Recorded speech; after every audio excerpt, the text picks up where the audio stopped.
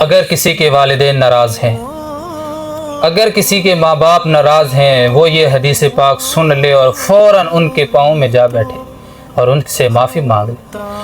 آقا علیہ السلام نے فرمایا اللہ ہر گناہ کی سزا قیامت کے دن دے گا۔ ہر گناہ کی سزا مؤخر ہے، یعنی وہ قیامت میں ہوگی، لیکن والدین کی نافرمانی ایک ایسا گناہ ہے جس کی سزا آخرت میں تو ہے ہی ہے۔ دنیا میں بھی بندہ اس وقت تک دنیا سے رخصت نہیں ہوگا جب تک اس کے ساتھ اس کی اولاد وہ سلوک نہ کر لے جو اس نے خود اپنے والدین کے ساتھ کیا۔ تو اگر کسی بندے کے والدین اس سے ناراض ہیں تو وہ فوراً اپنے والدین سے معافی مانگ لے، انہیں راضی کر لے، کہیں ایسا نہ ہو وہ دنیا سے چلے جائیں اور پھر بعد میں جب تمہاری اولاد، اس کی اولاد اس کے ساتھ وہ سلوک کرے تو پھر اس کو اس وقت پچھتاوا ہو۔